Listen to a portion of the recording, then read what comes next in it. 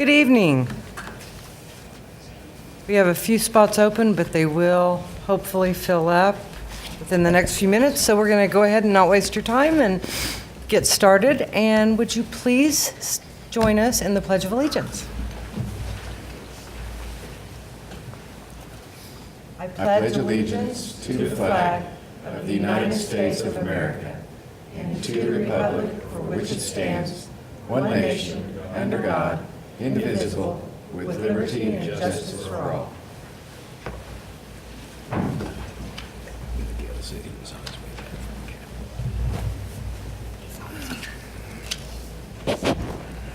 And I look out into the audience and I see the perfect people who could have led us in the Pledge of Allegiance.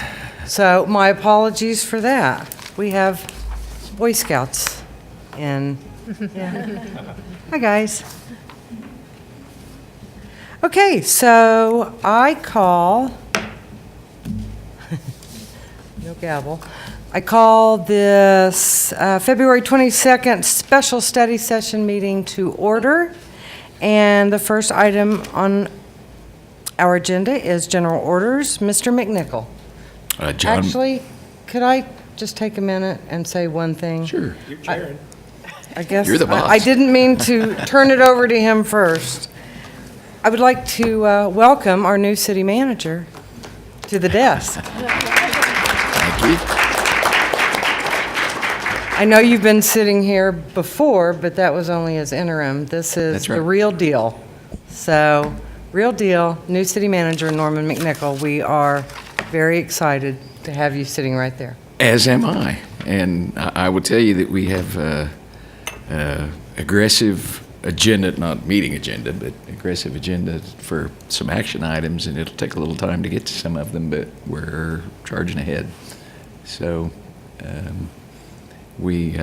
appreciate the council's confidence and promise that we'll do everything within our power to see that your policies are carried out. Very good. Just make sure you keep Councilor Weaver busy until April, whatever it may be. He is a flight risk. It's a flight risk. Okay, general orders. Mr. McNichol. John McClenny will be providing this report in lieu of Jason Peak, and I think there's a lot of people that don't know that Jason took a job in Topeka, Kansas. He described it as his dream job and is now the Director of Public Works, I believe, there, and has a couple of hundred employees and hundreds of miles of streets and all kinds of new challenges. So We will certainly miss him. we will. So But we're very excited for his new opportunity. Well, he did brief me quite well before he left on this. So We're excited to do the hear best I can your with it. information as well. Back in May, Dr. Peak discussed with the council the adoption of a complete streets concept and the adoption of a draft policy. And that was developed in coordination with the Walkable Livable Communities Institute and a local citizen committee. You were given a copy of the draft policy at that time. You also have a copy at your desk tonight.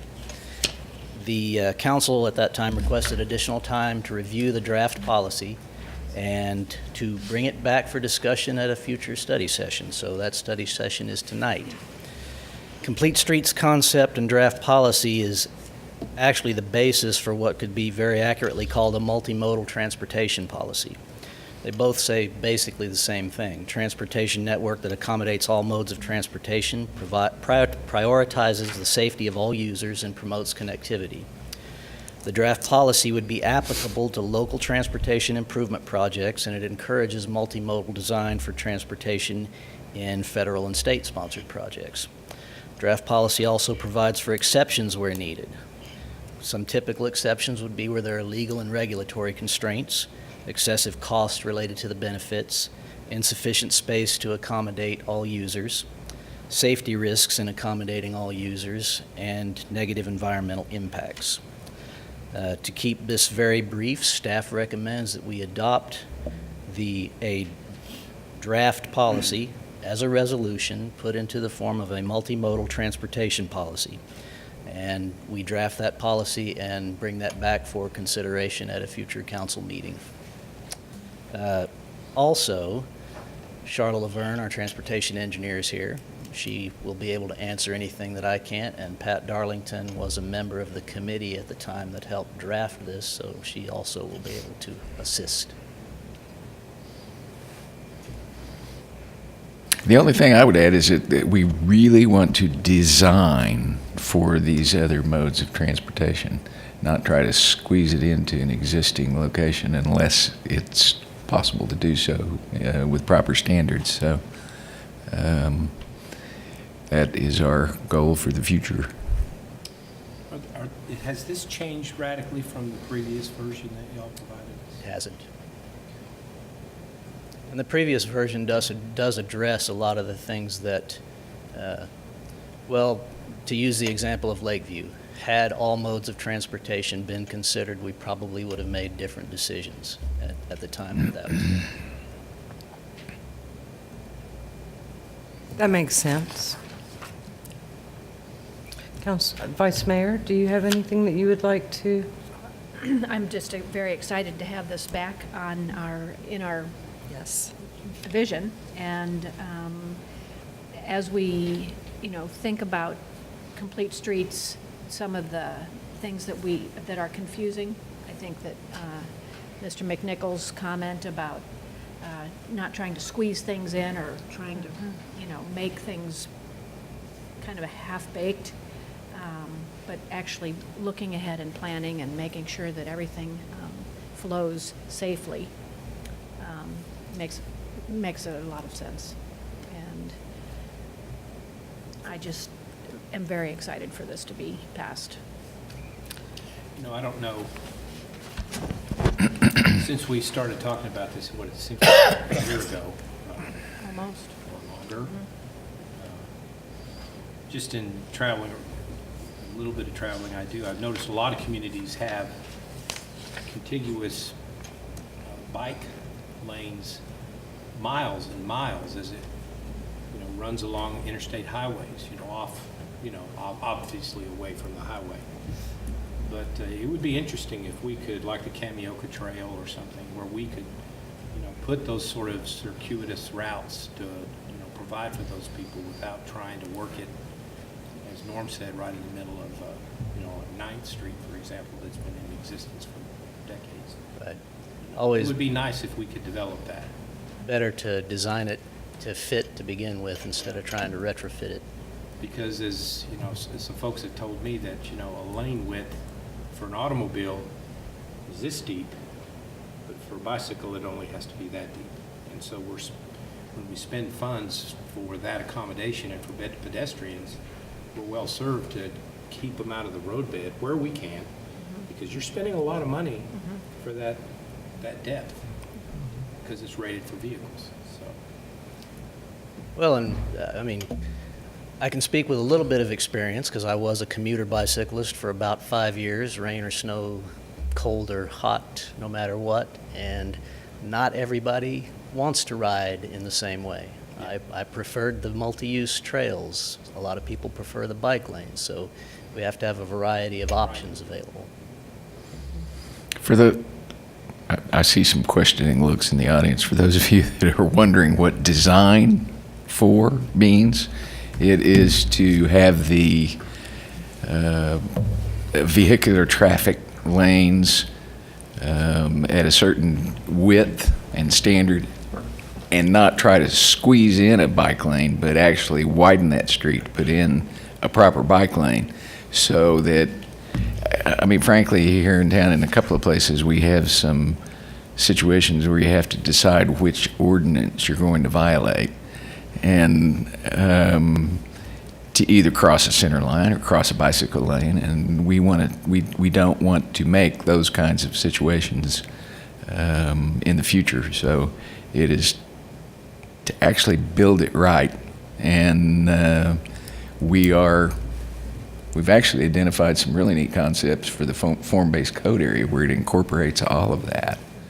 So I think that an accurate interpretation of the policy would be that no form of transportation sacrifices to any other form of transportation. Right. We don't gain bike routes at the expense of the bus system. We don't sacrifice vehicular traffic, for anything else. So everything has its place, and everything fits into the system. I think that's a nice summary. I think the exciting thing about talking about this now is how it kind of dovetails with with other things that are going on right now. The downtown development, packed house at the community center, at the library this evening. Lots of excitement and interest in that, and that has somewhat incorporates these ideas of transportation, gathering people in safe and interesting ways, encouraging people to walk, bike, all kinds of different things. So that's exciting. And then, of course, the Bike Pedestrian Committee that Charla is facilitating for the city. She's got a wonderful first meeting planned for next week, and it does address many of these issues also. So it'll be wonderful to hear from citizens also. Absolutely, that's a big group, too, of It is, citizens, it's right? just, Which you know, is people- exactly what we asked for. Yeah, So- and a citizens group did draft this complete streets policy, and I'm very thankful to that group also. I think what I like about this is just when you think about, we have such an active bike community in town, and this just enhances things they have, they would like to see. It's not just one form of transportation. By the way, when did you stop riding your bike and start driving your car? After I had surgery, Okay, all right, then you're I just never excused. got back to it. I knew he was going to say something like that.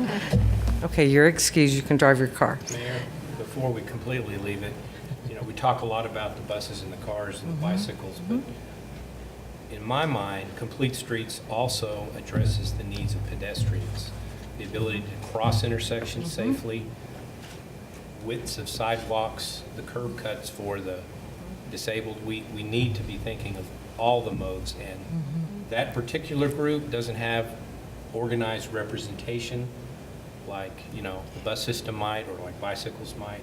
And so we really need to be extra mindful that we're taking care of the needs of pedestrians. Agreed. Those are all going to be incorporated into this same plan, and it is, I said, all forms of transportation. And in fact, there's a certain sidewalk width that you must maintain, and if it goes a certain distance, you have to have a bigger square for someone in a wheelchair or other form of transportation to be able to turn around, and we will incorporate all of that. Good. I think that, just to shout out for Charla also on the Bike Pedestrian Committee, she has made a big effort to get every kind of ability of person involved in that, and I think that's going to be an important part of her work. So too. Yes. Kind of along those lines, just one more thing I'll mention. Dr. Peak talked about this with me before he left too. This is general enough that it covers what's going on now. It could potentially cover any future form of transportation. And one of the things he mentioned was autonomous cars, which are kind of an up-and-coming thing. So it doesn't leave anything out now or later. Everything is included, and that was, I'm out now. Autonomous cars. So your hoverboard's in here, John, right? Sure, it could be. the plan, this plan is supposed to include everything, and I really think it will, and it can, and it provides for it. So it's a very smart plan. Thank you to everybody who worked on it, started it, worked on it, and is continuing it, and especially thank you to our citizens who are a part of that ad hoc committee, because that will move us forward. So we will take this draft policy and put it into the form of a resolution and bring it back if that's acceptable to the council. Yes. Do we need to take a vote? Mr. Dorman, there's our answer. Do we need to vote on this for a resolution to approve it? To bring it back. Okay. That's what we have done then. Okay. Please bring it back as a We'll bring it back. resolution. Thank you. Thanks. Thank you. Okay, that takes us to reports from officers and boards. And boy, do you have good timing, Mr. Dorman. Mr. Dorman. request an executive session pursuant to 25 OS subsection 307B2 to discuss labor negotiations with International Association of Firefighters Local 2095. Mr. McNichol. I would remind everybody, if you have not heard, you can now get on an American Airlines site and actually make reservations between here and DFW and connect with, starting August 23rd, and connect with, speaking of other forms of transportation, connect with more than 200 destinations worldwide, and we're really excited for that to get kicked off August 23rd, and so you can start making plans now. Counselors, any news? We do. If you guys have noticed, if you're traveling on 12th Avenue, there's been a change in the speed limit, a decrease to 30 miles per hour in an area on 12th Street. And there's a lot of foot traffic in the area with the library, the dog park, and the Head Start building being there. So that is some of the reasoning behind that thought process. So be mindful when you're traveling on 12th Avenue of that change in the speed limit. And with the coming splash pad at Southern Woods Park, the new speed limit should make the area also safer for the drivers and pedestrians in that way. So being mindful of all the uses that are happening on 12th Avenue. So be mindful when you're driving. The car's not the only thing on the road. That's right, exactly. Yes. Vice Mayor. I mentioned the the library and the meeting for the downtown redevelopment. It is also being held tomorrow evening from 6 to 8, and it's so interesting. It's so professionally done. The graphics are great. There's a wonderful way to mark what you like, what you don't like. Other places to write on chalkboards, if you've ever wanted to write on chalkboards. Some people really like writing on chalkboards. Be sure to be there from 6 to 8 tomorrow at the library. It's the place to be. There's also an opportunity at OSU from 1 to 4 tomorrow afternoon in the Student Union. I believe it's room 412. If you get up to the 4th floor, I may not be right on the room, but it's on the 4th floor. So you can absolutely, we are trying to include as many of our college students as we can, but this is for everybody as well. So if you can't make the 6 to 8 tomorrow, you can make part of the 1 to 4 tomorrow.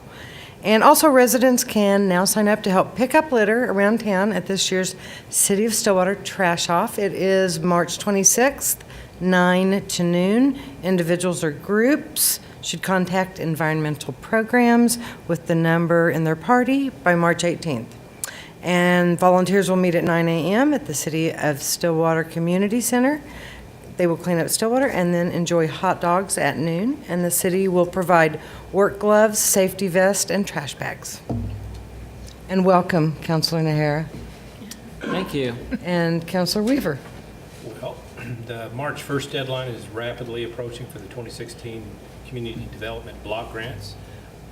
I happen to know that one proposal that I hope gets strong consideration, since I wouldn't get to vote for it, is the food bank has submitted a proposal. And I'm looking forward to seeing that, and our friends trying to develop that food bank facility. So also, if Mr. Dorman did his job, we should be bringing to you fairly soon within the next, is it going to make my term or am I off? No, you are actually attending a meeting on Friday, so we can stay on. Okay, we'll see. Some things that I like that are developing out of the discussion that we've had, if Mr. Dorman did his job, is we have tightened the area to keep it closer to Sanger Road than farther. We want to develop the part of the undeveloped area that's closer to town than farther. And a neat attribute to this TIF district will be the developers aren't driving. This will be something the council drives, and each proposal will be evaluated on its merits and what it brings to the community. Unlike, I mean, the other TIF district is fine and it's working well, but there is no developer in mind as we develop this. So it will give the council the tools to develop the city as the council sees fit. This council and future councils, hopefully. I know a lot of work has gone into this. Thank you, Councilor Weaver, for, are you the chair? Yes. Yes, you are, so thank you for chairing that. I know you've been working a couple of months on this, and You have some great people on the committee, and One neat thing, and I don't think it's an exaggeration, but if that area develops as we see the value that's out there, you could actually generate enough sales tax to probably replace the transfer that's coming from SUA. Now, it's not going to happen. he's promising that because he won't be on city council. So you guys need to make that happen. No, if we can develop out there, there are all kinds of things There's people enormous- want, and maybe there is enormous potential to see what we can bring out there, and maybe people on the east side of town have to drive to the west side of town for a while to be entertained. That's what we hope. Anybody else? I wanted to, the bad part about coming late is you don't know if it's been talked about yet, so hopefully it hasn't. But I went to the police fire charity game. Did we ever talk? No? Okay, perfect. Police fire held their charity game this Saturday at Stillwater High School, and I just want to say hats off to all the law enforcement, first responders in our community. They did a fantastic job. They put that on themselves. They had so many baskets and raffle items that they were selling to raise money. The money went to CASA, and then the police also raised money for their outreach programs that they're going to do throughout the year. So it was really, really good to see everyone show up. Mr. McNichol is showing me $9,000 was raised, so that's fantastic. And the fire department won, I believe, for the second time in a row. So hopefully, third time in a row. Wow. Okay, so police will get it next year. But great job, guys.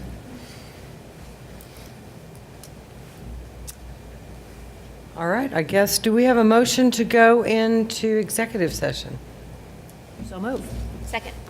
That's awesome. We have a motion and a second to move to executive session. Please vote. We will now move into the executive session. That's how that works. And thank you, Boy Scouts, for being here tonight. And you're welcome for the short meeting.